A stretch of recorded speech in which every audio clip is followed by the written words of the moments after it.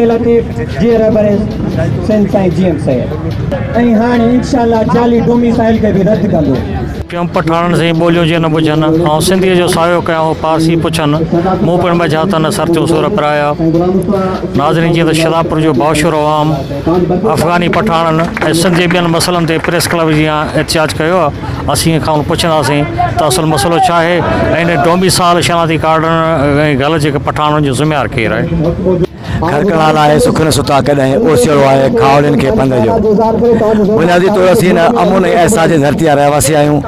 असां सजी उमिरि सजी कायनात के हिकिड़ो अमुन अचो है ऐं असीं अॼु हिकिड़ो पूरो मन एहतजाज कयूं था त कूड़ा डोमिसाइल रद्द कयो PRCU रद्द कयो ऐं सिंधी माण्हुनि जी हक़ तलफ़ी ख़त्म कयो हीउ पूरो अमुन जेको एहतजाज आहे उन सिलसिले में आहे त असां सिंधियुनि जी हक़ तलफ़ी ख़त्म कयो असीं अॼु वरी बि एहतजाज कयूं था पूरो एहतजाज कयूं था महिरबानी करे उन खां अॻु असां इन जे पासे में प्रेस क्लब जे पासे में मुख्तियार करा फीस जिथा डोमिसाइल अप्रूव थींदा जिथा डोमिसाइल बेसिकली बुनियाद उते आहे डोमिसाइल जो जेको ठहण जो जिते 2 खां 5 हज़ार रुपया वठी कूड़ा डोमिसाइल जारी कया था वञनि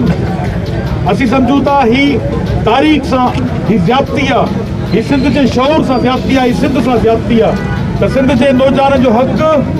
ॿियनि सूबनि मां आयलनि खे कूड़ा डोमिसाइल ॾेई ऐं उन्हनि खे नौकरियूं उते उन्हनि जे हक़नि ते ॾेई सिंध जे आम माण्हू सां नाइंसाफ़ी कई थी वञे नागपुर में अॼु थींदड़ी असांजो तारीख़ एहतजाज जो मक़सदु इहो आहे त सिंध में जेके बि जाली डोमिसाइल इशू थी रहिया आहिनि नारी आबादकारी के इहो सरासर सिंधी क़ौम सां ज़ुल्म थी रहियो आहे जंहिं मक़सद लाइ सिंधी क़ौम अॼु सुजाग आहे ऐं पंहिंजे हक़ वठण लाइ रोडनि ते निकिरी रही आहे असांखे अफ़सोस सां चवणो थो पए जिते हीअ पूरी दुनिया हिन वबा जे करे परेशान आहे उते सिंधी क़ौम पंहिंजे हक़नि जे करे हिन रोडनि ते परेशान आहे सो असां सिंध गवर्नमेंट खे चीफ जस्टिस पाकिस्तान खे अपील कंदासीं त प्रॉपर इन्वेस्टिगेशन करे सिंधी क़ौम खे पंहिंजा हक़ ॾिना वञनि ऐं जाली डोमिसाइल असांजा दोस्त असांजा नौजवान सिंध में जेके जेली डोमिसाइल ठहनि था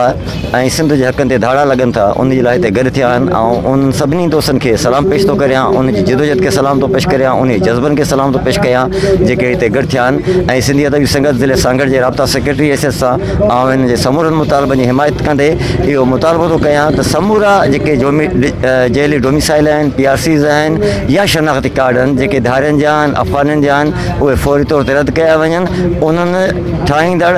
ऑफिसरनि जूं नौकरियूं ख़तमु कयूं वञनि उन्हनि जे ख़िलाफ़ एक्शन खयो वञे ऐं उन्हनि माण्हुनि जे ख़िलाफ़ उन्हनि सियासी हुकुमराननि जे ख़िलाफ़ एक्शन खयो वञे उहे बि उन ॾोह में बराबरि जा जवाबदार आहिनि जिन उन्हनि ऑफिसरनि खे उते मुक़ररु कयो आहे हीउ मुज़ाहिरो ठो हिन मुज़ाहिरे वारनि जो चवणु हुयो त सिंध जे अंदरि अफ़गानिस्तान UP CP बंगाल बिहार मुख़्तलिफ़ मुल्कनि खां धारियुनि जो लोधूं सिंध में अचनि थियूं जिन खे कानूनी हक़ ॾेई हिते डोमिसाइल PRC शनाती कार्ड ठाहिया वञनि था इहा सिंधी हक़ तलफ़ी आहे इहा हक़ तलफ़ी असीं कॾहिं बर्दाश्त न कंदासीं कैमरामैन वकारिल सां गॾु अंजुम बुगियो सोच TV शदापुर सब्सक्राइब कयो हमारे पैनल चैनल सोच TV के बेल आइकन के दबाएं कदें भी न विसारिंदा सब्सक्राइब करें आपके अपने चैनल सोच TV को और बेल आइकन पर क्लिक करना ना भूलें Don't forget to subscribe our channel Soch TV and press the bell icon.